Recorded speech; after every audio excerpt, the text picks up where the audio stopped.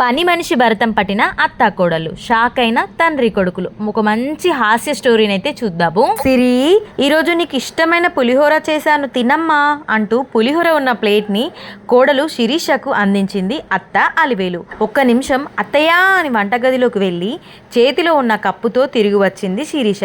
మీకోసం పాలతో స్వీట్ చేశాను తినండి అత్తయ్యా అని స్వీటు ఉన్న కప్పును అత్తగారి చేతికిచ్చింది ఆమె. అప్పుడే బయట నుండి వచ్చిన తండ్రి కొడుకులు ఇదంతా చూసి ఆశ్చర్యంతో ఒకరినొకరు చూసుకున్నారు. ఆహా, అత్త కోడలంటే మీలాగే ఉండాలి, ఎంత ప్రేమ ఒకరంటే ఒకరికి. మీలాంటి అత్తా కోడళ్ళు చాలా అరుదుగా ఉంటున్నారు ఈ రోజుల్లో అంటూ ఆ ఇద్దరిని పొగడ్తల్లో ముంచెత్తుతున్నాడు అక్కడే సోఫాలో కూర్చొని కాఫీ తాగుతున్న అలివేలు మేనమామ చిన్న కొడుకు. అప్పటి వరకు అతడిని గమనించని తండ్రి కొడుకులు ఇద్దరూ మీరెప్పుడొచ్చారు అని అడిగారు ముక్త కంఠంతో. అరగంట క్రితమే వచ్చాను, మీరిద్దరూ మార్కెట్కి వెళ్ళారని చెప్తే మిమ్మల్ని కలిసి వెళ్దామని ఉన్నాను అన్నాడతను. అత్తాకొడలు ఒకరిపై ఒకరు ప్రేమ కురిపించుకోవడానికి గల కారణమేంటో అర్థమైంది తండ్రి కొడుకులకి. కుశల ప్రశ్నలు, అతిథి మర్యాదలు అయిపోయాక సెలవు తీసుకొని వెళ్ళిపోయాడు ఆ వచ్చినతను. ఎలా ఉందమ్మాయి, రాత్రి మిగిలిపోయిన అన్నంతో చేసిన పులిహోర అని అడిగింది అత్త కోడల్ని. మీలాగే పైకి చూడ్డానికి బాగుంది, కానీ లోపలంతా ఒకటే కుళ్ళు వాసన. ఇంతకీ విరిగిపోయిన పాలతో చేసిన స్వీట్ ఎలా ఉంది అత్తయ్య అని అడిగింది కోడలు అత్త. నీలాగే చూపులకు అందంగా ఉంది, కానీ తిన్న తర్వాత కడుపులో వికారంగా ఉంది నీ గుణంలాగా అంది అత్త. రాబోయే యుద్ధాన్ని ముందుగానే ఊహించిన తండ్రి కొడుకులు మెల్లగా అక్కడి నుండి జారుకున్నారు. అత్తా కోడళ్ళు ఇద్దరూ కాసేపు వాదించుకొని అలసిపోయి పడుకున్నారు.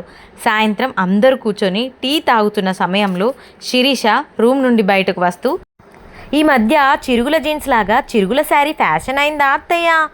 ఏమీ లేదు, మొన్న మీరు మా పెళ్లి రోజుకు కొన్న చీరకు చిరుగులు ఉంటేనూ తెలుసుకుందామని అడుగుతున్నా అంది శిరీష అమాయకత్వంతో నటిస్తూ.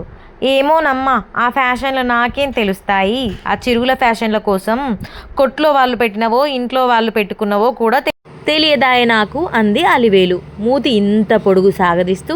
మూతి 36 వంకళ్ళు తిప్పుతున్న కోడల దగ్గరికి వంటింట్లో నుండి ఒక డబ్బా తీసుకొచ్చి, మీ పుట్టింటి వారు ఆవులు గేదెలతో పాటు సాలిడ్లను కూడా పెంచుకుంటున్నారా? ఏమీ లేదు, వారు పంపిన లడ్డూల డబ్బాలో సాలిడ్ ఉంటేనూ తెలుసుకుందామని అడిగాను అంది అత్త డబ్బాలో ఉన్న సాలిడ్ని చూపిస్తూ. లేదత్తయ్యా, వారు పనికొచ్చే వాటినే పెంచుకుంటారు. ఆ సాలిడు మీరు పెంచుకునేదనుకుంటా, మీలాగే లడ్డూలంటే ఇష్టమేమో డబ్బాలో దూరింది. మీరు సాలిడ్లతో పాటు చీమలు బొద్దింకలను కూడా పెంచుతూ ఉంటారుగా. నేనేదైనా ఊరికెళ్ళి వచ్చేసరికి వంటింటి నిండా అవే దర్శనమిస్తాయి. ఎంత ప్రేమ అత్తయ్య మీకు మూగ జీవాలంటే అని వెటకారంగా సమాధానమిచ్చింది కోడలి పిల్ల. రాబోయే పరిస్థితిని ముందే పసిగట్టి టీ వేడిగా ఉండటం వల్ల నోరు కాలుతున్నా పట్టించుకోకుండా గటగడా తాగేసి అక్కడి నుండి ఏదో పనున్నట్లు వెళ్ళిపోయారు తండ్రి కొడుకులు.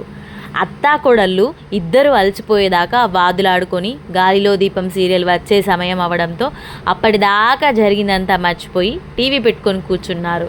ఆ సీరియల్లో హీరోయిన్ కష్టాలు చూసి కన్నీళ్లు పెట్టుకొని ఒకరినొకరు ఓదార్చుకున్నారు. తర్వాత రోజు ఉదయాన్నే పని మనిషి వచ్చి కాలింగ్ బెల్ కొట్టడంతో వెళ్ళి తలుపు తీసింది అలివేలు. అదేంటమ్మా మీరు తలుపు తీశారు? కోడలమ్మ ఇంకా నిద్ర లేవలేదా? తలుపు తీయడానికి అత్తగారు అని కూడా చూడకుండా మిమ్మల్ని పంపిందా ఆవిడ? మహారాణిలా పడుకొని, ఇదే నేనైతే నా కోడలు ఇలా చేస్తే జుట్టు పట్టుకొని ఈడ్చేదాన్ని అంటూ లోపలికి వెళ్ళి పనులు చేయటం మొదలుపెట్టింది. వెంటనే ఆలోచనలో పడింది అలివేలు. కోడలు వంటలు చేయడానికి వంటింట్లోకి వచ్చింది. ఏంటమ్మా, రోజు వంట మీరే చేయాలా? ఎన్ని పనులను ఒక్కరే చేస్తారమ్మా? అదే ఆమె కూతురుతో అయితే ఇలా చేయిస్తుందా? ఆమెను మహారాణిలా చూసుకుంటూ మిమ్మల్ని ఇంటి పనిని చేసింది మీ అత్త.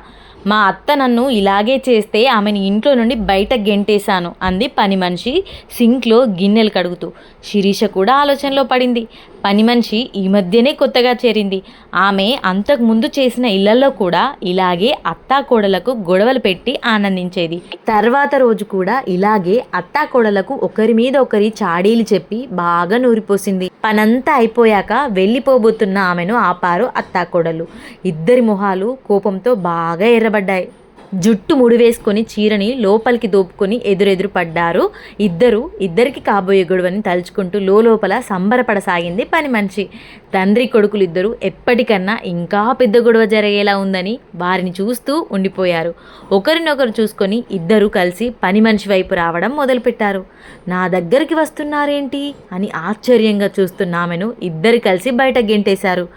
మేమిద్దరం ఒకరినొకరం ఎన్నైనా అనుకుంటాం, కానీ మూడో వ్యక్తి వచ్చి ఒకరి ముందు ఇంకొకరిని ఏమైనా అన్నారంటే పరిణామాలు చాలా తీవ్రంగా ఉంటాయి. ఇంకెప్పుడు మా ఇంటి వైపు రాకు అని ఆమె మొహం మీద తలుపు వేసి లోపలికి వచ్చారు అత్తా కోడళ్ళు ఇద్దరు. తండ్రి కొడుకులు నోరు తెరుచుకొని ఆశ్చర్యంగా చూస్తున్నారు ఇద్దరిని.